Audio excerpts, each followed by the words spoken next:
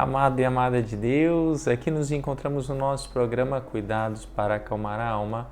Hoje, sexta-feira, dia 6 de maio, e vamos aí nos voltar para esse Deus maravilhoso que tem muito a falar na nossa vida no dia de hoje. O Evangelho de hoje de São João, capítulo 6, versículos de 52 a 59. Naquele tempo, os judeus discutiam entre si, dizendo: como é que ele pode dar a sua carne a comer? Então Jesus disse: em verdade vos digo, se não comerdes a carne do Filho do Homem e não beberdes o seu sangue, não tereis a vida em vós. Quem come a minha carne e bebe o meu sangue tem a vida eterna, e eu o ressuscitarei no último dia. Porque a minha carne é verdadeira comida e o meu sangue verdadeira bebida. Quem come a minha carne e bebe o meu sangue, permanece em mim e eu nele. Como o Pai que vive me enviou, e eu vivo por causa do Pai, assim o que me come viverá por causa de mim. Este é o pão que desceu do céu. Não é como aquele que os vossos pais comeram, eles morreram. Aqueles que comem este pão viverá para sempre. Assim falou Jesus, ensinando na sinagoga em Cafarnaum. Palavra da salvação, glória a vós, Senhor. Continuamos, então, na temática sobre a importância da Eucaristia. Então, quem come essa carne viverá eternamente.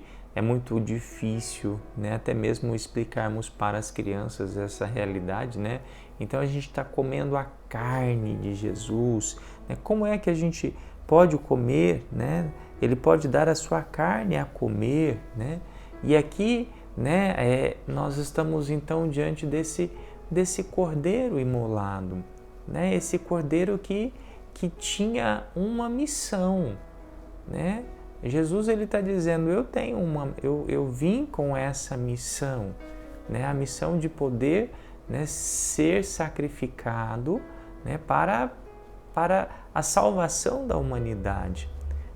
E aí a gente tem claramente o entendimento de que é através da Santa Ceia, da comunhão, que nós vamos vivendo essa intimidade com Jesus, Nós temos essa intimidade com Jesus. Paulo Jesus, ele de tão grande, ele se faz tão pequenininho, do tamanho, de uma pequena hóstia. Para quê? Para poder estar dentro de nós, para podermos sentir ali a sua presença. E que bênção! Que bênção podermos ter um Jesus que quer estar unido a nós, quer estar grudadinho em nós. Hoje a primeira leitura ela é tão bela, então vou pegar um pedacinho para falar da primeira leitura, porque é a conversão de Saulo, É Saulo que se torna Paulo. Então Saulo era um grande perseguidor dos cristãos, ele mandava matar os cristãos, um soldado romano. E no momento que ele estava a caminho, durante uma viagem perto de Damasco, Saulo viu-se cercado por uma luz. Ele cai por terra e ouve uma voz: Saulo, Saulo, por que me persegues? Saulo pergunta: quem és tu, Senhor? A voz responde: eu sou Jesus, a quem tu estás perseguindo. Agora levanta-te e entra na cidade e ali te será dito o que deves fazer. Os homens que acompanhavam Saulo ficaram mudos, de espanto, porque ouviram a voz também, mas não viram ninguém. Saulo levantou do chão, abriu os olhos, mas não conseguia ver nada. Saulo ficou 3 dias sem poder enxergar, Aí lá em Damasco havia um discípulo chamado Ananias, e o Senhor o chamou numa visão: Ananias. E Ananias respondeu: aqui estou. O Senhor disse: levanta-te e vai à rua, que se chama Direita, e procura na casa de Judas por um homem de Tarso chamado Saulo. Ele está rezando. E numa visão, Saulo contemplou um homem chamado Ananias entrando e impondo-lhe as mãos para que recuperasse a vista. Ananias respondeu: Senhor, já ouvi muitos falarem desse homem e do mal que fez aos teus fiéis que estão aqui em Jerusalém. E aqui em Damasco ele tem plenos poderes recebidos dos sumos sacerdotes para prender todos os que invocam o seu nome. Mas o Senhor disse a Ananias: vai, porque esse homem é um instrumento que escolhi para anunciar o meu nome aos pagãos, aos reis e ao povo de Israel. Eu vou mostrar-lhe quanto ele deve sofrer por minha causa. Então Ananias saiu, entrou na casa, impôs as mãos sobre Saulo, Saulo, meu irmão, o Senhor Jesus que te apareceu quando vinhas a caminho, Ele mandou aqui para que recuperes a sua vista e fiques cheios do Espírito Santo. Imediatamente caíram dos olhos de Saulo como que escamas, e ele recuperou a vista. Saulo levantou-se e foi batizado. Tendo tomado alimento, sentiu-se reconfortado.